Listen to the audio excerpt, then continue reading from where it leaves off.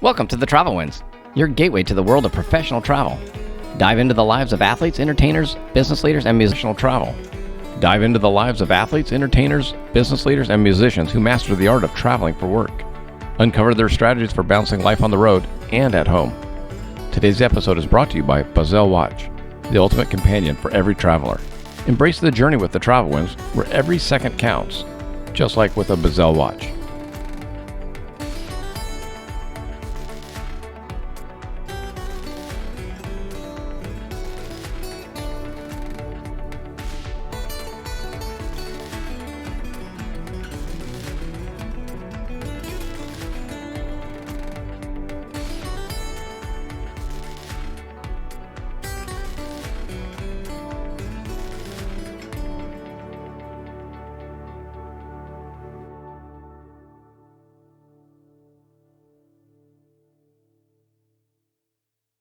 Hey, welcome to another episode of the Travel Winds podcast. Today, my guest is James Pratt. He is the chairman emeritus of J. Pratt Film Studios, four-time auctioneer of the year, real estate auctioneer. First time having an auctioneer on the program, so that's pretty cool. How you doing today, James? I'm doing great, Peter, and thank you very much for having me on. Like I said, the pleasure is mine. You're an Australian living in California.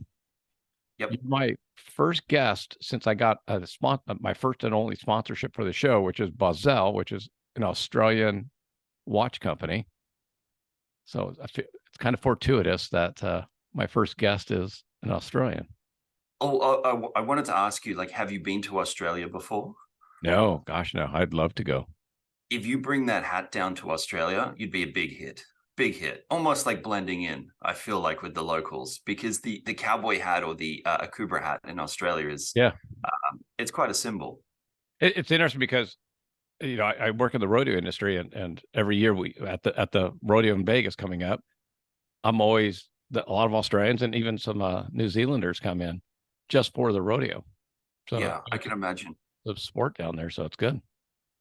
Yeah, it's always. I feel like the one thing I've spoken about before, because I grew up in Australia and then I moved to America after high school, but my Australian accent is not quite as thick as a lot of Americans would like, which is the real cowboy Aussie Crocodile Dundee Dundee, accent. yeah. Yeah, and I always I find it quite amusing because it's like they hear you're from Australia and they love the Australian accent. But for me, it's almost like I feel I've been in America just that little bit long where my thick Australian accent started to whine a little bit. It's still there, but you hide it very well when you need to. Okay. As evident as so I just watched Malibu Crush, a movie that came out 2 years ago. It's on Amazon Prime, it's on all the streaming channels and all that. I figured you wrote and directed that just so you could go back, have an excuse to go back to Australia and hang out with some friends and all that, and go, yeah, by the way, I'm filming a movie here. You know what? It was kind of like Trapped in Paradise. Have you seen the show Lost? Yes. They're all trapped on the island. Yeah. That was probably the best way of describing COVID, because we were all trapped on this island that we couldn't leave. Yeah. And the situation for me just with Malibu Crush is, so I was in the States, and then during COVID, they said, look, everyone that's Australian, we need you to come back to Australia. And then once we got there, we were kind of told we couldn't leave for a good 12 months. So it was, rather than just sitting around and just doing nothing, I suppose, I said, hey, just with a bunch of friends, let's just make this film. And worst thing that comes out of it is, like you said, there's an excuse to be making a movie in Australia before going back. It was interesting during the COVID time. I talked to Maxi Priest, a reggae singer, and he went down to Jamaica. He's from England. He went down to Jamaica to record an album, and he couldn't leave. And I'm like, I go, there's worse place to get stuck. But he goes, yeah, but it's not. I mean, it's beautiful, but I like the option of being able to leave if I want to leave. Well, that's very similar to what I had. And I think I have this photo and an iPhone photo, and the plane ride that I got back from Sydney to LAX, I think it was like the standard Airbus or Boeing, and I think 339 seater. We had 8 people on the plane. And I have these photos of myself where you get the Yeah. whole section, and you have a lot of guests that travel, and I'm sure they've got some amazing travel stories. But for me, like an amazing moment was waking up in heavy turbulence. You can't see anybody, and the lights are dim for some reason, and it just felt like this ghost plane flying, because you wouldn't. I didn't see anyone the whole flight unless I called for the hostess. And that was because to leave Australia at that point, you needed to get what's called like a pass, which took forever. And then, not many people had it. And it was just very surreal, a surreal time. I took a flight to Vegas, much, much, much shorter.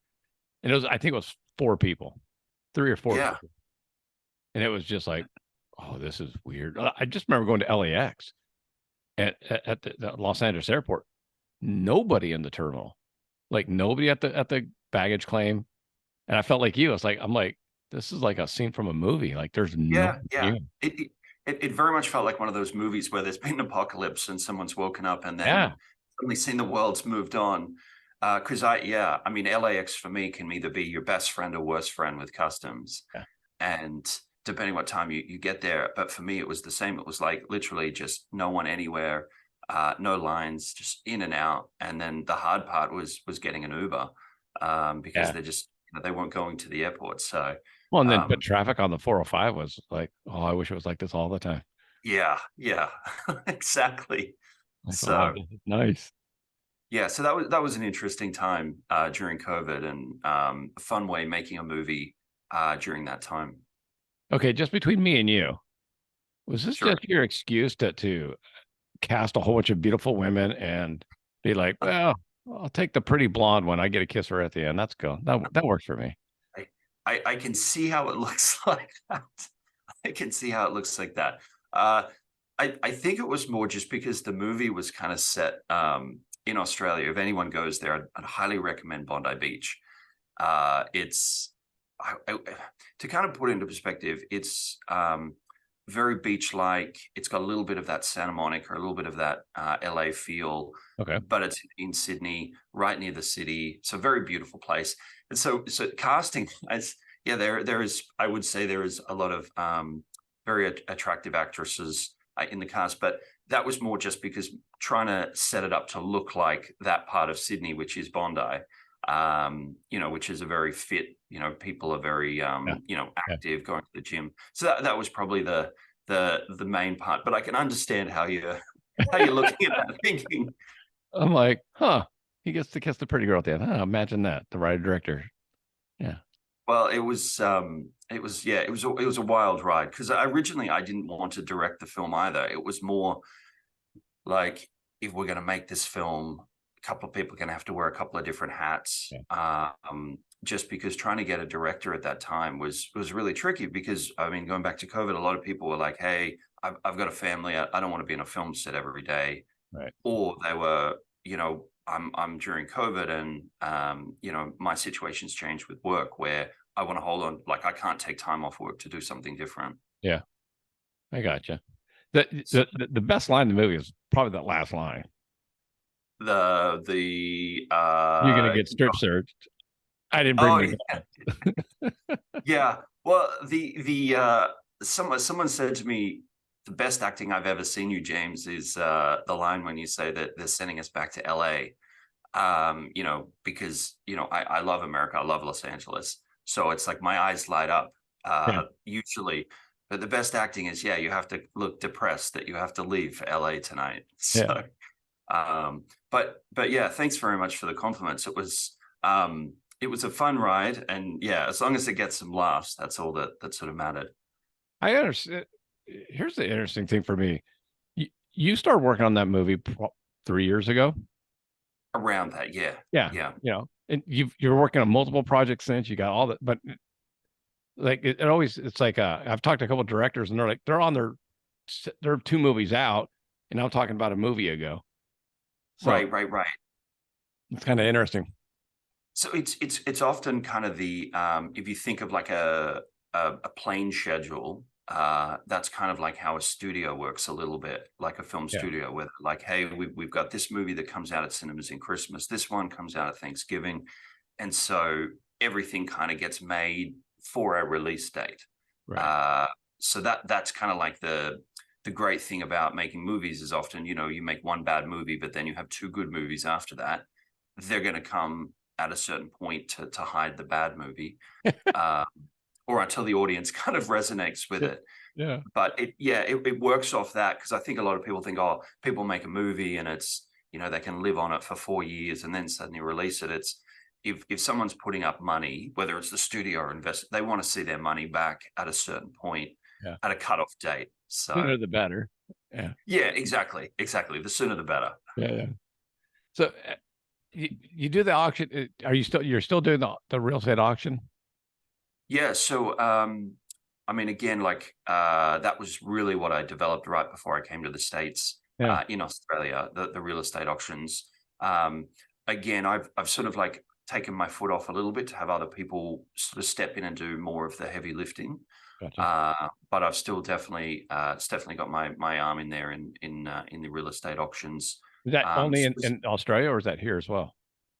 It's right across the world. Like that's been the interesting Okay. thing. If there's and not to sort of dive too deep, but the interesting thing is, so in Australia, New Zealand, real estate auctions are very, very normal. It's almost seen as the prestige way to sell real estate. You come to America. Yeah, you come to America, and this is the thing. I like 10 years ago, it was try telling someone in Beverly Hills that auction's the premium way to sell, and they think, oh, it's foreclosure. My neighbors think I'm bankrupt. Lawsuit, whatever. Yeah. So the real gap there is the education level, like educating someone saying, hey, did you know the number one agents in Sotheby's worldwide, all he does is auctions. So if it works in his market, it'll work in your market. So it's the education level. But as far as sort of my capacity at the moment, it's probably almost all film, but occasionally I'll sort of come back in, do some sort of auctions. But the company's going really well, very strong at the moment, JPA Group. Were you involved with the one? It's funny you say that, because I actually visited the property a couple of times before it went into foreclosure, and had that, and was in talks with some people if they were going to auction it. But they originally weren't going to auction that. Right. They were looking at a $500 million sale price, just a transaction, whether you call it for sale or tender. And then it was just at the end where everything sort of went belly up, and but that's a wild house. That's a wild house. I had him scheduled to be on the show. Oh, Niall? Yeah. And yeah.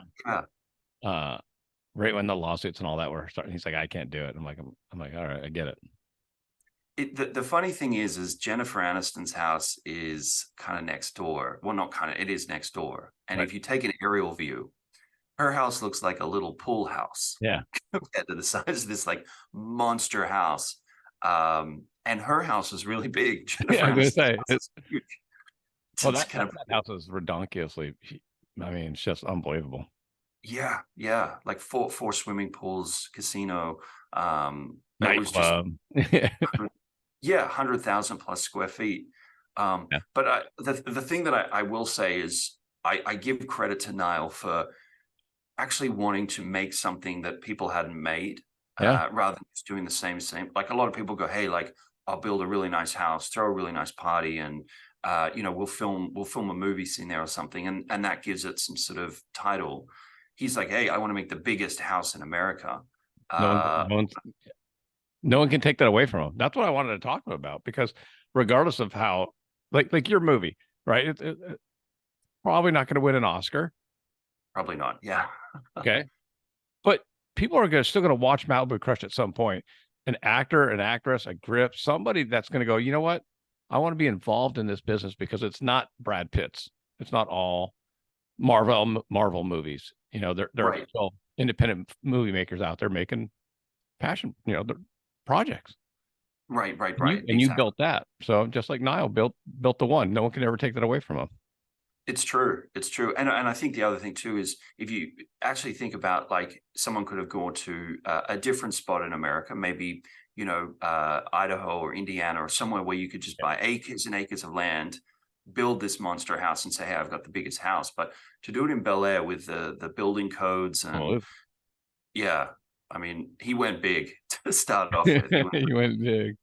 Yeah, So I remember watching a tour on that thing, and I was like, oh, like it just goes on and on. oh yeah, yeah, right at the top of the hill as well. So it's like you kind of have, I think, a rare spot in Bel Air. So Yeah.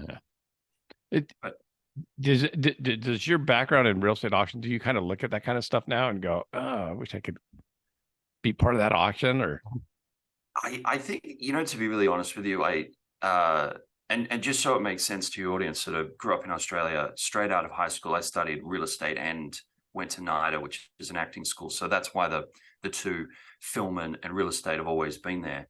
But for a time there, when I was doing the real estate auctions, it was a wild ride. I mean, I was doing 1,000 auctions a year between Australia, New Zealand, some in America. It was quite a wild ride. But you get to a point where you have one really good auction, and I've spoken about this before. I remember I sold a property for an owner. The reserve price was 6 million. The house was only worth 6. All the feedback throughout the campaign. We did the auction. We sold it for 8 million. And I talk about this story, but the owner after the auction came up to me with this depressed look on his face, shook my hand, said, "Good job." And in my mind, I'm like, well, yeah, good job. It's, it made you 2 million more than what you wanted when you woke up this morning. But, again, not in an arrogant way, but just more like, that was a good auction. And then he just walked off. So you've got that level of when someone says, someone, makes money. And then I remember, not long after that, I had an auction where I made someone just $30,000 more than what they wanted at the auction. They were ecstatic. They were like, if my car breaks down at night, you come and call me, sort of thing. yeah, it's all relative dollars, right? Yeah, but the difference is that was, a younger couple that had I think it was $500,000 home. And it's, when I say it's a wild ride, it's funny because the relationships you build is what makes it so rewarding.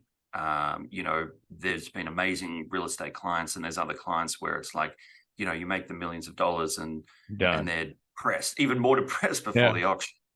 But I think probably the wildest ride I had is, and it's on the internet if anyone wants to look it up, but being a part of the world's first cryptocurrency auction for real estate. That's what I wanted to do for the one. Well, the thing is we did 2019, April 2019. We did this luxury $4 million home where we did the auction in Bitcoin, Binance Coin, and you could also bid in cash. So we had bidders there that were just only interested in cash. We had people from Binance, and then we had people in Bitcoin. So it was a wild ride, because remember at one point it was like 800 Bitcoin, and then it's like 3.8 million here, and it was fun.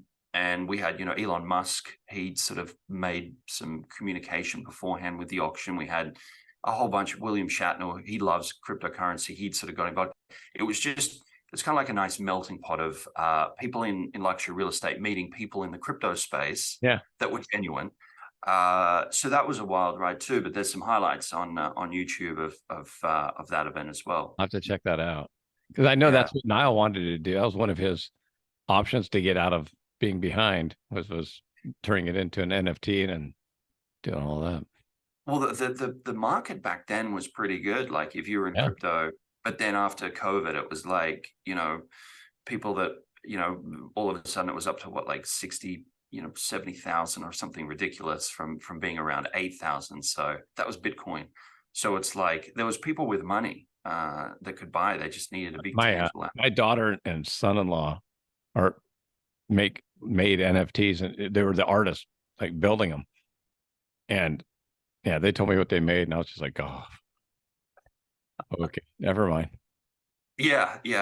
It's like a few projects I've been involved in with Mogul Productions. We did the NFTs too, and it was like there was people that had those hoop dream stories, where they got paid in crypto or Bitcoin, back in 2014 because their boss couldn't afford real money at the time. Yeah. And angry, and then and then it suddenly turn around and they're like, hey, I'm buying like a new car and I'm buying like an investment property, like just out of just going up in value. My daughter called me up one day because he gifted me an NFT, one of his NFTs, because I was like, I so I had to get my wallet and do all that stuff, and he kind of showed me, and he gave me one of his NFTs, and was sending and my daughter texted me. She goes, "You should sell it." I'm like, "What do you mean?" She goes, "You should sell it. Like it's peaking right now." And I'm like, "I don't know what you mean, but okay." So I And listed it. It sold within like an hour. I made a couple of grand. I was like, "Oh my god, this is ridiculous." yeah, yeah. I was I was at this event in 2022 called Futurist, which is like Canada's biggest blockchain event in Toronto. And it was a really nice eye opener for me. But what really stood out for me is you have people at this event that dress like they're working at Walmart, and you'd think, oh, like they live in their parents' basement type of thing, and they're worth millions. Millions. And Yeah. they don't buy into the whole Hollywood, like Yeah, look at my yeah. car, look at my watch sort of thing.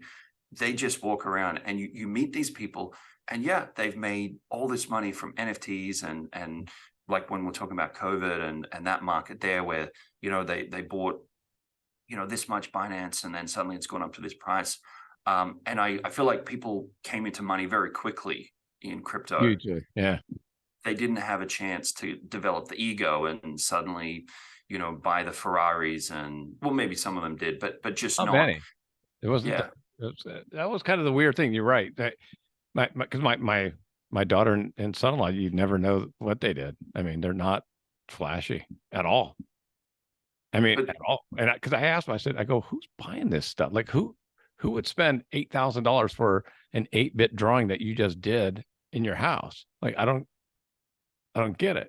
He's like, there's so much money that they don't know what to spend it on, and they don't want to take it out because then they get taxed. So they're just trading within this world that exists on the computer. exactly. Well, I mean, one of the really exciting things I was with anyone that's in the film space, that's kind of in the independent film side, but also the studio side. But independent film, like let's say you make a short film and it gets into a festival, and you have that weekend or you have those 5 days when the short film's at the festival, but then nothing really happens with the short film.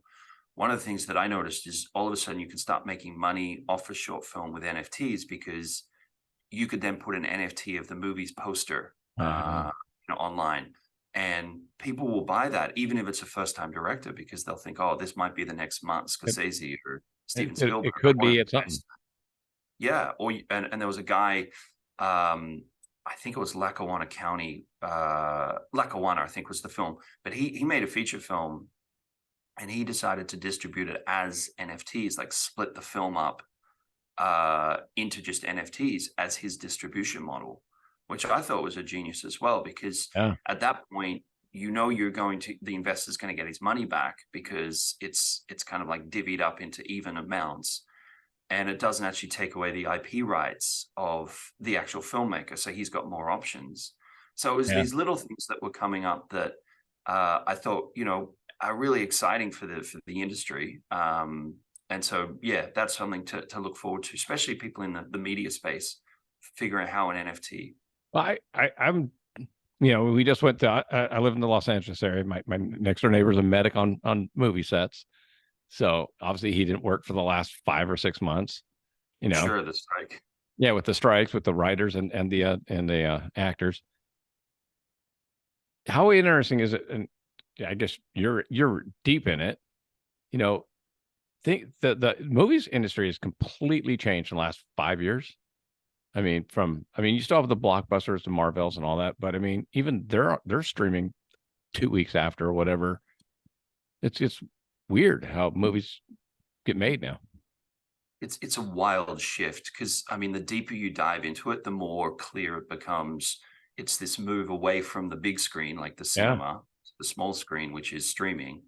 And you I think the best way to describe it, because like a lot of people I've heard, maybe not like in your circle, but in my circle, a lot of people say, oh, I haven't seen a good movie in a long time, or there's so much garbage on the streamers, I have to look through the catalog to find something good.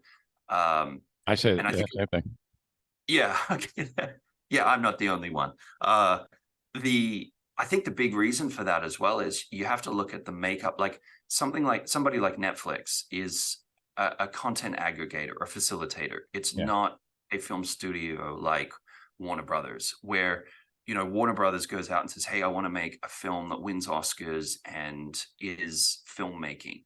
yeah, Someone like Netflix goes, "Hey, like I have this tech platform which can curate different films. yeah. We don't care if they're good or bad. We just need subscribers." So the level of filmmaking, I think, in that essence, also hasn't really been good, because it's meant that a lot of a lot of people whose mandates of these streamers are just to get subscribers, even if it's Content. just Need more content. yeah, exactly. Whereas if you look at the business model with, say, Warner Brothers 5-10 years ago, their idea is, hey, we need like some really good tentpole films over summer, and we need to bring our audience to us who watches more Warner Brothers films.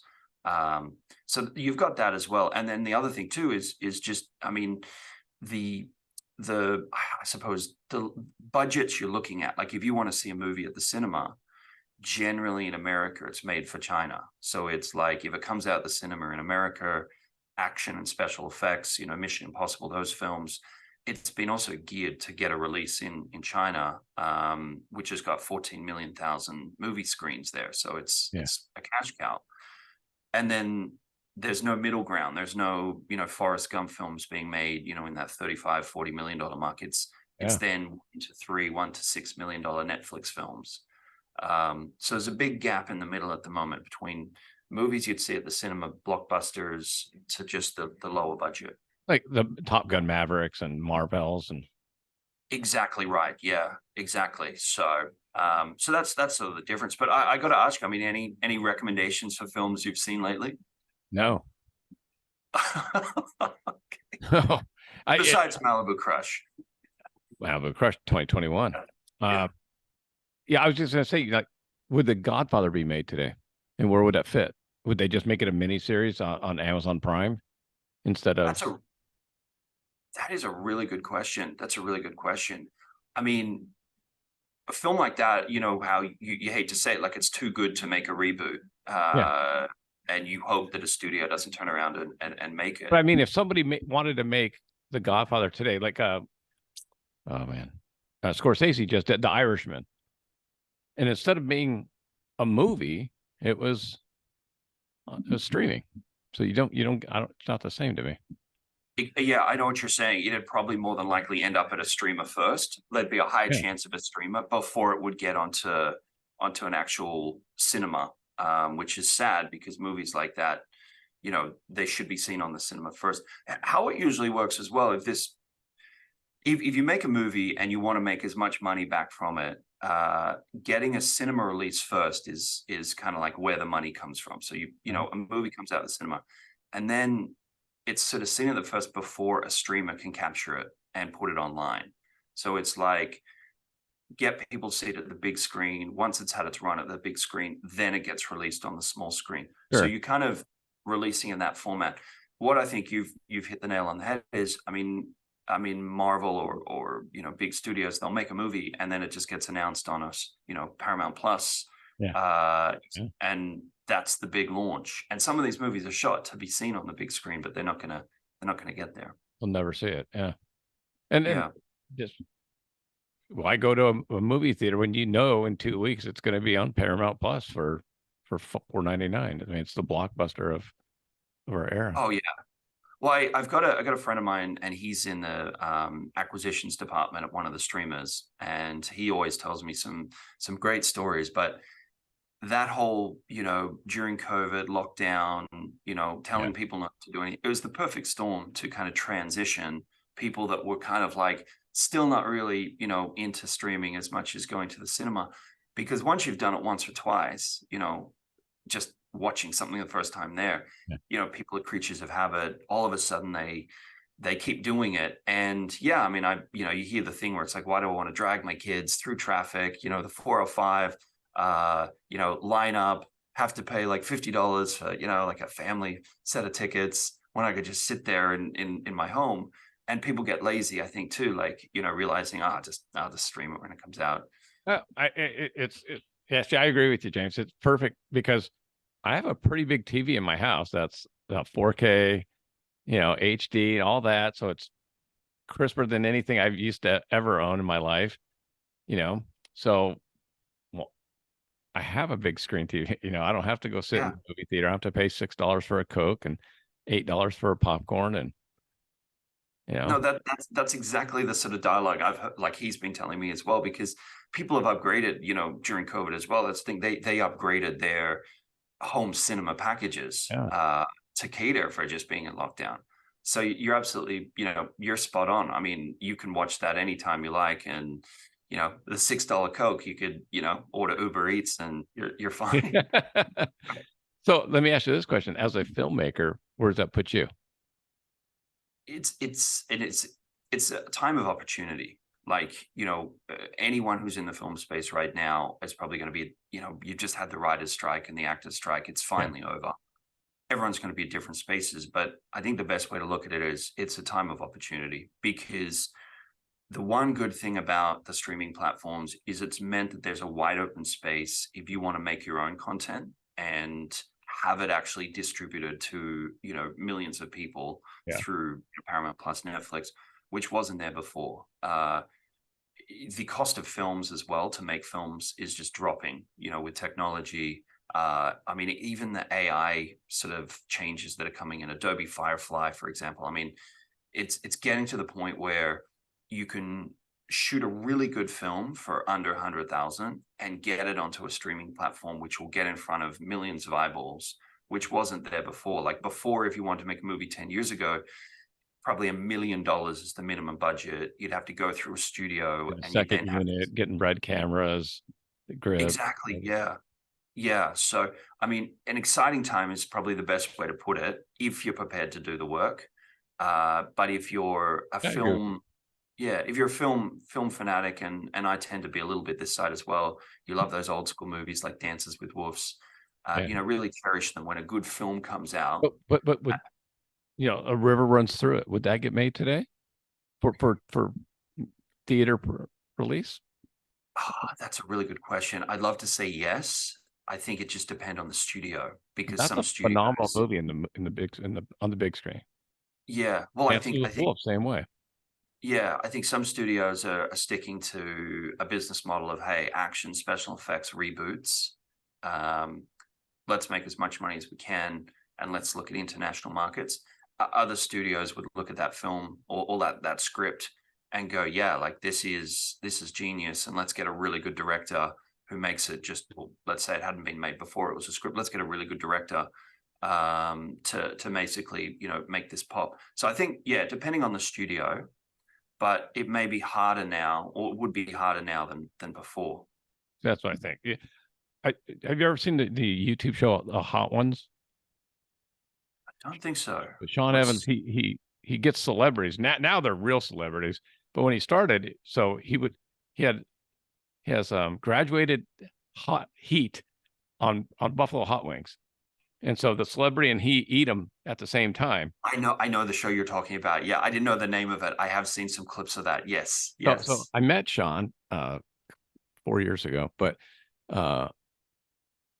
it's interesting. He was asked, would you want to go to a cable TV, or an HBO or Showtime, and put your show on TV? He goes, no, I'm perfectly fine being just on YouTube. Like, he had no aspirations of wanting to be on cable TV or broadcast channel.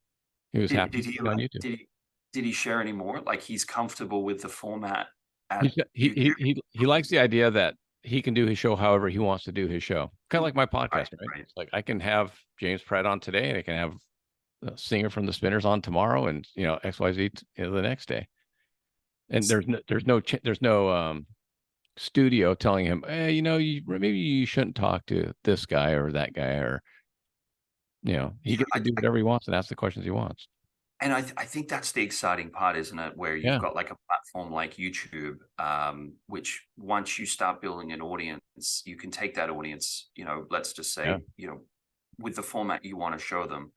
And yeah, he's exactly right, because I think you sort of get into the game of politics as well, where it's like, if you've got a really good producer at a studio, or if things happen where, the person producing your show at a studio is working on another show, in 1 month. So they rush your show Yeah. to finish it so they can start the next one. And then you're left holding the bag with, your audience being underwhelmed.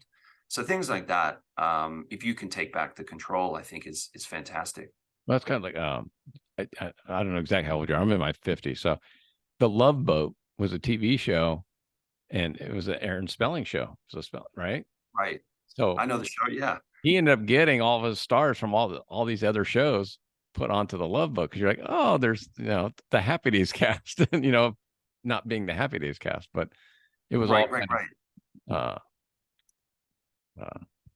it was just Well, all inbreeding, like. yeah. Well, I mean, I think that's the thing too. Like, it's becoming more main. Like, let's say 6-7 years ago, you wanted to get someone on a YouTube show. I think a lot of people would have kind of like rolled their eyes, maybe like, They oh, did. YouTube, Yeah. like, what's that? That's just pictures of dogs and things, or videos of dogs and things. Now, I mean, the influencer. I mean, people are desperate to get on. Um, it's an interesting conversation you're leading into, because I think, I mean, one of the things that people talk about is Leonardo DiCaprio is the last movie star left Mm, in Hollywood, I because gotcha. Hollywood's shifted away from, Tom Hanks, Sylvester Stallone, Tom um, Cruise, yeah. Tom Cruise, Brad where Pitt, yeah. exactly, yeah, where you have a movie star in a movie. And that generally was the formula. Now it's okay, it's like Marvel's. Who's going to play Thor? Who's going to play the characters, Spider-Man? How many different actors every 5 years? It's just And rinse and Batman's, and yeah, Batman. Yeah. yeah. And I think that is like a true nature of the industry at the moment, where the old school movie star is, unfortunately, he's not there. And you watch a Leonardo DiCaprio movie and you know what's in a movie you're getting. Yeah. It's an incredibly well acted, very, very well made film. But then I can't say the same thing if you see some of these, superhero movies and things. It's like, the acting's, it's CGI, and it's, the post-production's fantastic, Yeah. but it's not like, Hollywood movie star-esque type genre. Interesting, yeah. And yet so many people still want to be actors. Well, I think that you live in LA, you'd Yeah, know sure. there's I want to be an actor, director, writer, influencer, model, Yeah. spokesperson. It kind of acting can branch out into a few different. Well, it has to. I mean, Yeah. the thing I didn't know until the strike was how many actors make less than $26,000 a year, Oh, because that's the threshold for health insurance. It's wild, because there's an actress, and I won't say her name. She's from Australia. She's done very, very well in the US. And she was bold enough to put out how much she makes as Yeah. a main character. She's done quite a few movies. She's got her own TV show. And she was, I mean, she put it out there. Like, people think, oh, you're on TV, you must be, rolling in money. Yeah. But it's that thing where it's like your agent takes 10%, you've got your manager, you've got your legal person, you've got your publicist, you've got, state and federal taxes. And then on top of that, it's the life. I mean, I want to buy a good car or lease a good car to be Yeah. seen around town. And I need, a secure place to live and a personal trainer. And, the money comes in and it just goes straight out. So that's the other thing to remember. The money might be, 40,000 an episode, but straight up with taxes, that's what, 20,000. Yeah, So yeah. it's Well, that's the crazy. same thing with the athletes. Everyone sees an NFL football player and thinks, "Oh my God, you're a millionaire." Yeah. Most of them are six figures, low six figures, and they're the same way. Taxes, managers, agents, trainers, food diets, all that. All of a sudden, they're making $60,000-$70,000 a year.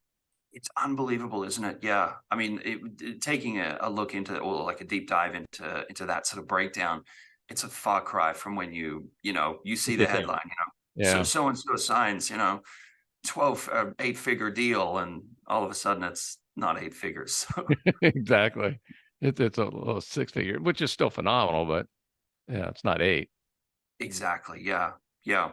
I think the one thing I look at with Australian athletes in America is the the idea being, you come from Australia, let's say you go play in the NBA, NFL, whatever it is, even if it's just for a couple of years. Yeah. If your business plan or your plan is to come back to Australia, it can actually be really lucrative because the Australian dollar right now, 63 cents. So putting it this way, like let's say you signed a $10 million deal with the Lakers for 3 years just as a role player. All of a sudden it's like, well, that's kind of the equivalent of like 18, 19 million Australian. Yeah. So that's where I think it can work well. If you're coming from out of state or out of area, get the money and then go back. That can be a nice thing too. I'll give you a story. You remember Kevin Sorbo? Yeah, yeah. He's the actor from Hercules. Yeah, I had him on the show, and Okay. he called me from well, he ended up having a Nevada phone number, and I'm Okay. like, I didn't know you were in Nevada. He goes, well, not anymore. I'm in Florida, but he used to have an apartment, a condo in LA, in Santa Monica, when he was filming, but he was in New Zealand for 9 months of the year filming, and Makes so sense. he was paying California taxes, even though he wasn't living here, basically. So he moved to Nevada, got a primary residence in Nevada, where they don't No have state income tax. tax, Yeah. and he made a killing just by moving. Yeah, that's the crazy thing, isn't it? It's like, I think Florida is the same, Texas. Tennessee. Yeah, like just getting rid of Mark the state Wahlberg just tax. moved his studio to Las Vegas. Same reason. Yeah, yeah. But I mean, it's I mean, again, I guess I guess you could say that the primary residence is still LA for filmmaking. Yeah. Where you like, because I mean, I was having this conversation with someone who's not in the film space, and they were always confused. They were like, why did they shoot this film here? Why did they shoot this film and then make it look like it's New York City, or make it look, but it's the tax credits. So I mean, away from being an actor to being a producer, a director, Yeah. or a studio. So I mean, to give you an idea, if you shoot a movie in New Mexico and you hire enough, catering or extras just to tick the boxes, they'll give you up to 35% of the budget back. Right. So that's why you see a lot of movies pretending to be New York, in Vancouver, because Georgia, Atlanta's the same way. They had big credits for Atlanta. yeah. And I mean, because I've spoken to Mark Wahlberg quite a few times, and it's pretty well known. Like he's only done like a handful of movies in LA that were shot in LA. The majority of his films have always been out of LA. Yet he's like with Kevin, it's like that's the main residence. So I think people are wising up to the idea that if they're going to be shooting a movie outside of LA, you might be able to pay better taxes in a different state. I have a guest. He's the director on the SEAL TV show right now. Oh, cool. And he doesn't live here. He goes, man, it's just I don't want to raise my kids in LA. Lives in another state. He goes, it's really easy for me to fly into Burbank. I'll be at work in a half an hour. Right. I'll work for 4 or 5 straight days, then go home for the weekends. It's not a big deal. Right. Crazy. I think the big thing for me with Los Angeles is because I love it still, but it has changed a lot ever since COVID. I'm the same way. Yeah. And I think, I mean, the just the vibes being a little different, and maybe it's sort of working its way back to normal. But I talked about that plane ride coming back, where it was like no one on the plane, no one LAX, and then hitting LA. I hadn't been to Los Angeles. Like I'd been in Australia. I'd been stuck there for a year. Yeah. And so for me, I kind of like, I went straight back, and it was, it was just quieter, and a lot of people have moved away in COVID and then decided not to move back. Like they'd gone back to Texas or Florida or wherever. So yeah, there's been changes happening, I think, definitely for businesses too, just with the state tax, and the way of living is different. But do you think, I obviously I have an opinion, but traveling is so much easier for work. I mean, it's easier than ever to book a flight to Australia. I mean, you could pick up your phone right now and book a flight and get a hotel and get a rental car right off your phone. Yeah. And then plane later today. Take your laptop, work remotely, do your meetings on Zoom. Do Zoom. Yeah, exactly. Yeah, it's just so different. Well, let me ask you this. I mean, what would you say is the best place to travel to? out of all the guests that have maybe shared some Japan. Japan? They all say Japan.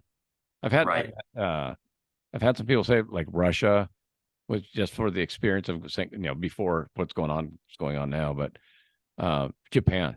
I mean, Right. from musicians to athletes to entertainers, they all say Japan's just awesome. It's interesting you say that because I spent quite a bit of time in Hong Kong, and I noticed that that's their number one destination for people in Hong Kong, Yeah. like local. It's not too far to kind of go on vacation to, or spend 4 or 5 days or a weekend there. And it's funny because it's like in America, a lot of people say, okay, like go to Mexico, like that's the close by. In Yeah. Australia, there's a place called Bali, but when you said it, they talk about it. I mean, people over in Hong Kong or China, they talk about it in the same light. It's like, yeah, Japan's got something as well that, just a really fun place to visit. And you always get something different out of it when you go. It's interesting because if you go in the southern islands, it's tropical. Right. And if you go in the northern, it's Russia. I mean, it's a tundra. So it's Right. interesting. It's such a everyone just thinks of Tokyo because it's where 70% of the population is or whatever. But Right.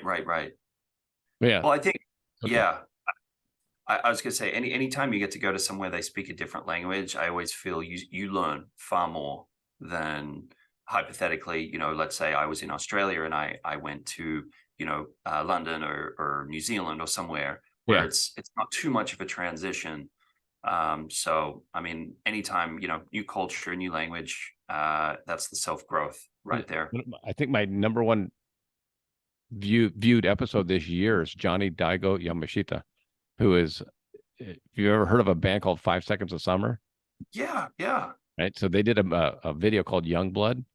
They're Australian, aren't they? They are. That's why I thought Yeah. you. So Doing really well. Yeah, they're doing really well. I've got a yeah, mutual yeah. friend. Yeah. So they had a song called Young Blood, and the band is not in the video, the music video. It's a love story between two Japanese rockabilly people. Anyway, they have to take you should watch it. It's a great film. Yeah. It's awesome. They get a pill. It's an old couple that's been married for 60 years. They take this pill and they get 24 hours at their peak. So like in their early 20s, they get to live 24 hours at their peak and then they die. Oh, that's cool. That's Right. really So cool. I interviewed both of the leads from that video because I watched the video. I'm like, oh, that's a great video. I'm like, I wonder who these people are. So and they're real rockabilly singers. And Johnny spoke a little English. The girl Misaki spoke no English. So I had to have a translator on the show. But super nice. Come visit. We actually, my wife and I had a trip planned April of 2020. Oh, wow. Well, what And happened then, in March? What happened in March yeah, of and 2020? then Yeah, and so then the we had world to. changed. Yeah. We had our hotels, everything. We had everything set. My daughters were going to come and meet us there, but yeah. So we got to rebook it. I'm interested to see, because you speak to so many different people. I mean, do you ever hear any best advice or travel tips or things that someone said that you've gone, wow, like that would really save me time with work, or any insider tip with traveling? For traveling, for that would be drinking a lot of water. And Okay. the athletes told me that as far as fighting jet lag, whether it's a Okay. UFC fighter that I talked to and they fight in Japan or they fight in Australia or whatever, and they lose the hours, they always go early and then it just massive amounts of water. It helps regulate their body. And Which then makes the best tip I ever got on the show was a guy named Don Wildman, who's a TV show host. He does the underground museums, all the History Channel stuff and all that. Yep. He writes a love letter to his wife and then mails it from the airport as he's leaving. So the day after he leaves, she gets a handwritten love letter. And she knows it's coming, or this is like Well, he she hopes it's surprises? coming. So yeah, but by now she knows. But it's not Wow. an email. It's not a text. It's a Oh, handwritten wow. letter because he's gone for 4 or 5 weeks at a time when Right. he'll go to Europe and film for at the pyramids and all that. But he Wow. writes her a letter. Yeah. See that? I mean, that right there is real. Yeah. a text is often not really seen as too real. It's kind of like, 10 seconds of your day, gone. Yeah. Not So he really. buys stamps and he has them in his backpack. And Interesting. of all the Interesting. people, because you have your mogul show. I don't know if you still do the interviews. Yeah, so Mogul, that was the when we'll talk about the NFTs, that's where my hands in. We actually had a film that we funded recently, which, and just to kind of circle back and not do a self promotion, but But you should, because that's why we're here. no, there's a great film out. It's coming out at cinemas. It's called Dreamer. Diego Carver, he was in Babylon recently. I think he won the Golden Globe. Jason Patrick. That was one of the films we funded, which just has been released. So anyone that likes Sound of Freedom, very, very similar tone and feel. It's, to do with a real life event, when they busted sweatshops down in downtown LA, found a lot of child labor. And just that process of like, that still goes on in, it's not a remote European country. I mean, this is in LA that this is going on. So yeah, great film. Look out for that. But Mogul, yeah, basically that takes up a lot of my time as well, as I've sort of alluded to with filmmaking and NFTs and blockchain and that thing. Is it for you? Because I watched some of the interviews and they're great. And Oh, thank you. yeah, absolutely. I'm always curious about people that interview and then being interviewed, like because like you just started asking me questions instinctively. Well, those interviews, if anyone's wondering what we're talking about, Mogul Live, basically very, very simple format, just on Instagram Live. Yeah. And as you can imagine, because it's live, you can't kind of cut and edit, or I guess you got the quality control. Yeah. And you're dealing with interviewing, Hollywood creatives. So you're dealing with that on, sometimes rappers, sometimes people in the photography space, but majority, 90% filmmakers. But you're also dealing with that industry where creatives tend to be very honest and truthful. Yeah. And I do remember there's been a couple of episodes where, it's like people have said stuff on there and it's kind of like, oh, I was in a network, I'd probably be canceled for that, or just because they're speaking their mind about something, or they're drinking wine as they're doing the interview in their house at 10:30 at night. Yeah. So yeah, I really enjoy doing them. But yeah, there's been some fun interviews where you get to see people. It's not like the publicist sits next to the talent and says, okay, well, you're lucky enough to ask them what they had for breakfast. Why they love the world, and it's like these were getting them raw. I think it's interesting because I think a lot of, especially the publicists of the A-list celebrities, they don't like long formats. Oh no. I talked to a PR guy and he's a PR for companies. So big, I mean, huge companies. And that's their number one fear is, you start having a conversation and 45 minutes in, the guy says something about how he doesn't want to do sweatshops in India. And all of a sudden it's like, oh, Yeah, well, it's ugly for them. Yeah, and I think the push and the pull is, I think often publicists don't trust their client to speak about certain topics, so they have to really rein them in of like, you're really good as an athlete, so let's talk about basketball only, or like keeping them.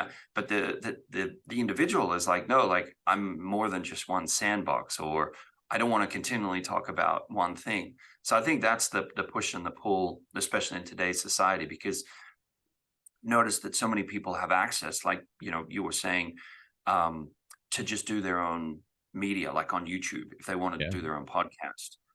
Whereas, 10 years ago, your publicist might have been the only way that you were going to get an interview, just by, yeah.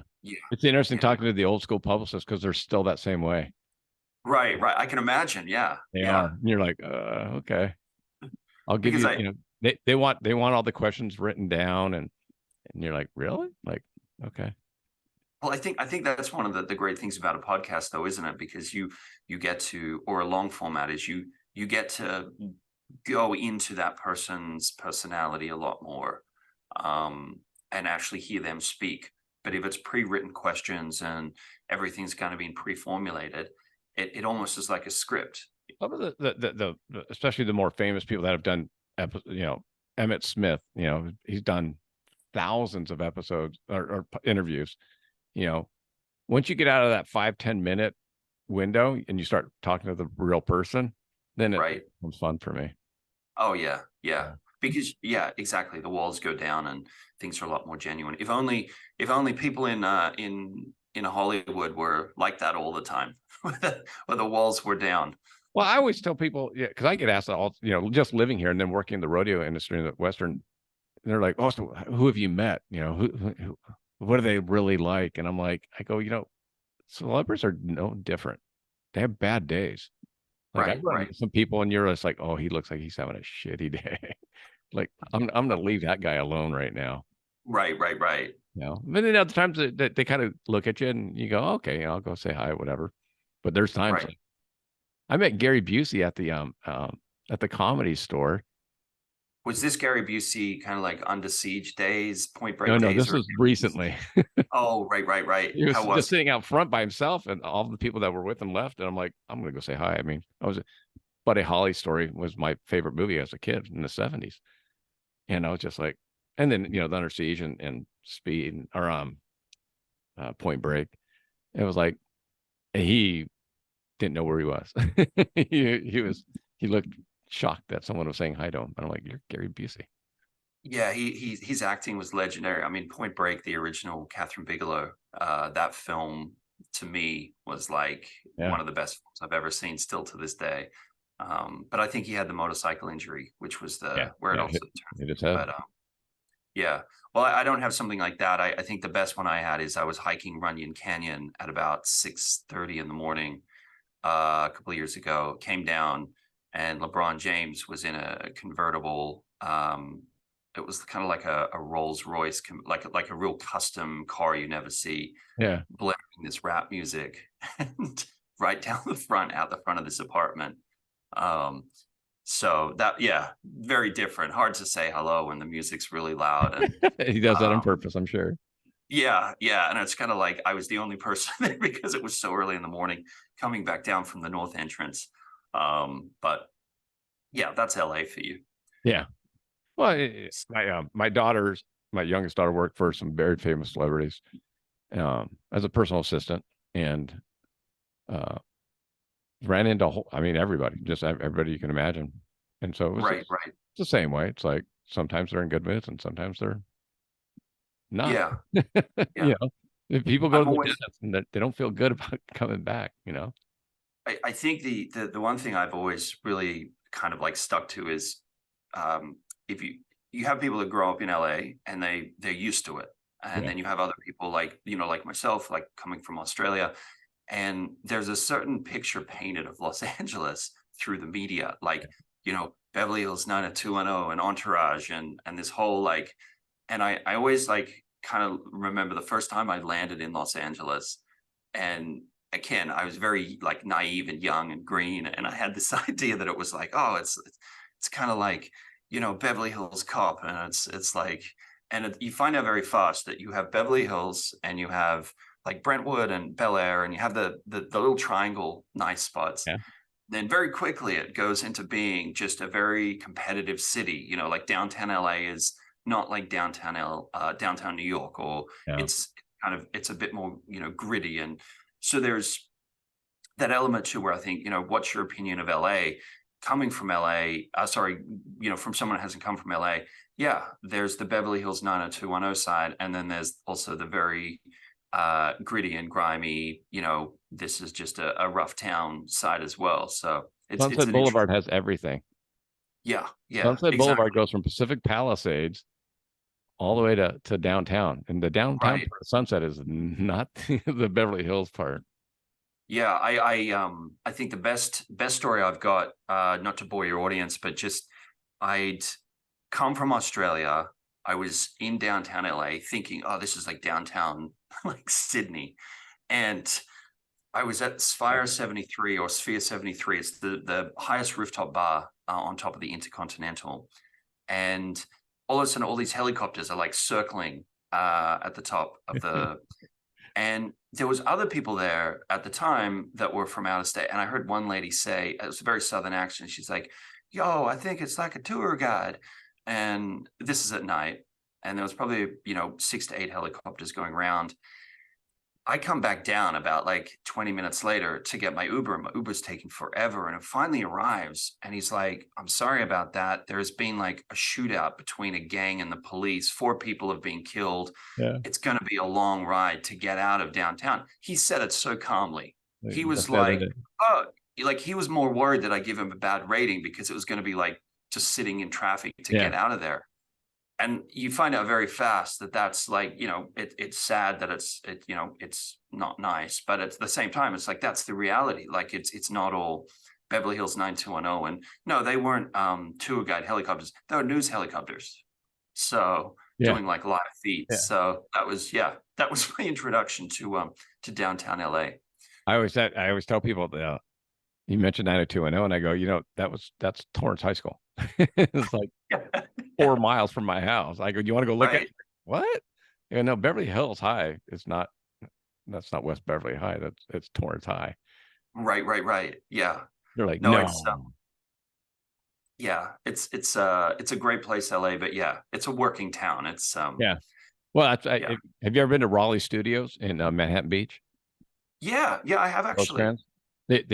They were. I used to be in commercial real estate, and we were looking to purchase the studio, the property, and then manage the property. So I got to kind of behind the scenes, like you get to go tour whatever you want if you're going to buy the property, kind of thing.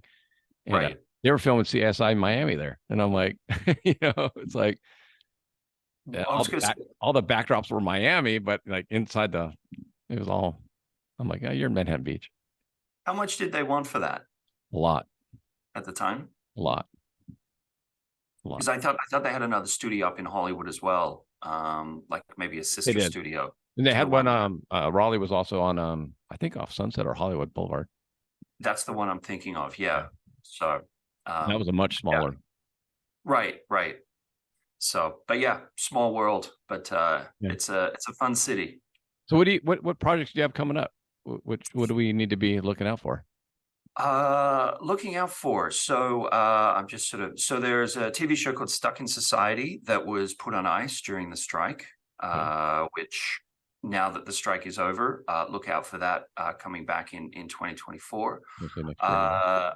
My mind's kind of rattling to a few things here. Looking to start a project, a new feature film in January called Mirage of Redemption. It's funny, you were talking about Las Vegas, but we're shooting just on the fringes of Las Vegas. So getting a lot of that sort of glittery lights at sunset, where you can see Vegas in the distance, but you're a good, like 20 minutes drive outside of town or 10 minutes drive.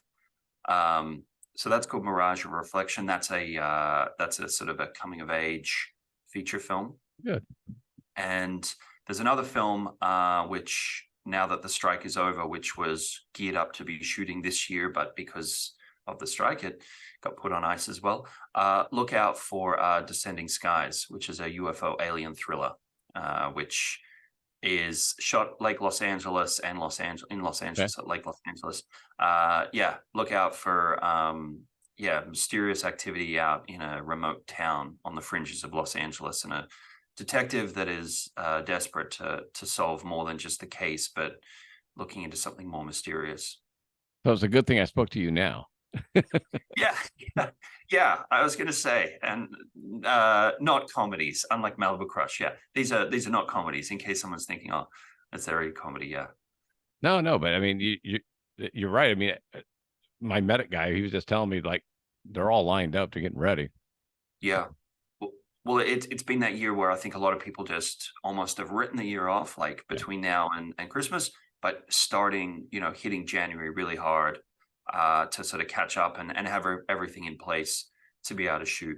Is that kind of, I'm just curious now, because I was on, is that the streaming, is that Amazon, Netflix, and them saying, hey, we need content, let's get moving?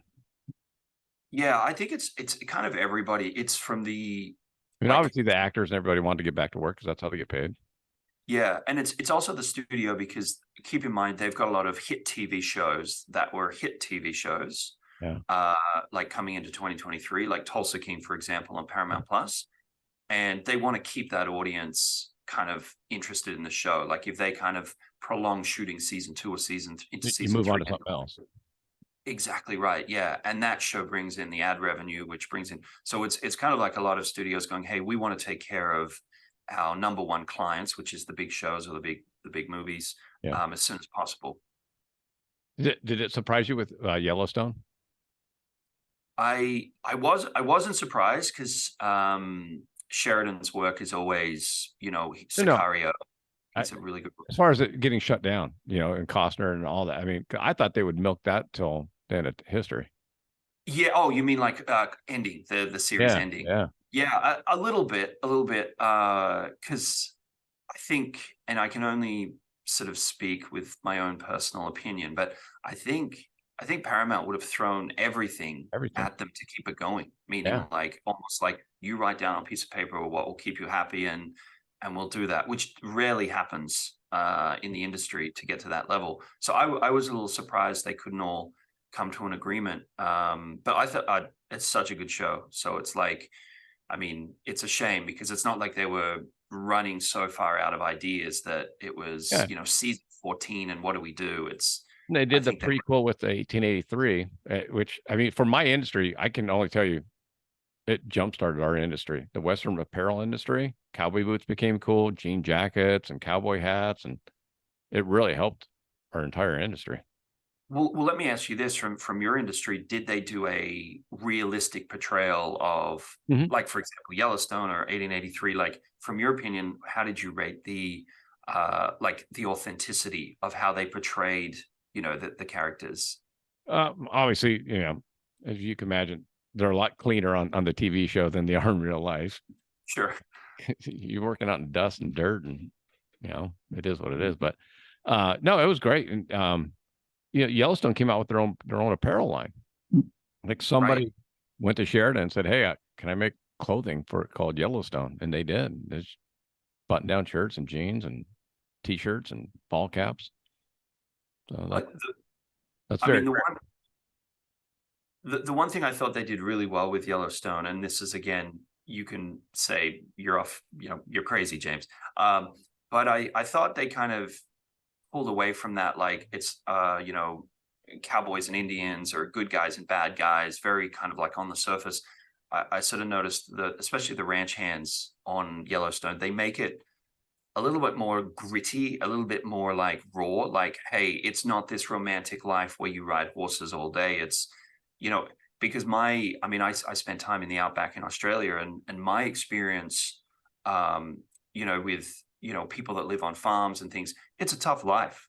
Like, it's not just, hot sun and, dust storms and things like that. It's also like the person that decides to live in the middle of the outback on a cattle ranch has a personality that maybe is not going to be suited to the city. And that can be a bit more blunt, or it can be a bit more direct, or it's a bit harsher. And I felt like they kind of tapped into that on Yellowstone. Yeah, they did a little bit.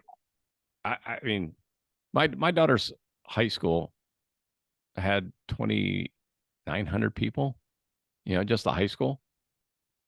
The kids I talk to that live out in these areas, there's 600 people in the whole town.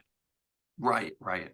So I've talked to them and they're like 300 people. You go to Mackay, Idaho, it's 180 people. And then, but the city proper is like 600, but that's all the ranches within 20 miles because there's nothing else around. Right. So they got that part right. I mean, like you just said, it's not pretty sunsets every day. It's hard work, man. It's right. So they got that part. But like you said, it's also, I mean, obviously they're just dirtier than. Yeah, Kevin Costner has a way in Yellowstone of always having good clothes, or like stylish clothes for someone that's spending 14 hours, riding a horse. Yeah, but very good show, very, very well done. So the someone I manage, my manager who manages me, one of her clients is on Yellowstone, and she's always, just raved about the stories of, like what happens on set, and, going over to Montana to shoot, and sad it's leaving. It was a breakout for our industry, and if they didn't keep it authentic, instantly it would have not been welcomed. Yeah, well, I would have thought that, yeah, because again, like cowboys, blunt, straight to the point, a little bit like Australians, they wouldn't have, they would have Yeah. called it out. It quick. Yeah, Yeah. yeah, I can imagine. Well, So, I'm surprised you're not doing a Western. A lot of you know Westerns what? getting made. The Westerns are amazing films, especially if you're into cinematic and you get, Yeah. wide sweeping vistas, really bringing that sort of authenticity to it. They're hard to do, but if you can do them right, they last forever.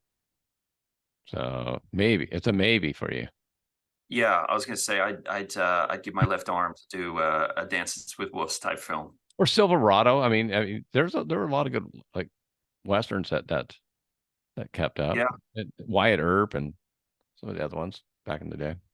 yeah, not enough. Basically, not enough westerns. Well, Being, they're gonna come. They're coming. From what I I hope heard, we were doing a lot of we got hit up. A lot of the producers wanted to hit us up for money to kind of sponsor. Hey, we'll wear your clothes in our new Western coming out. It's being filmed in New Mexico, and Oh, right. Brand placement. yeah. So we got Right. hit up a lot for that. So I know that Interesting. there's some Western movies coming down the pike.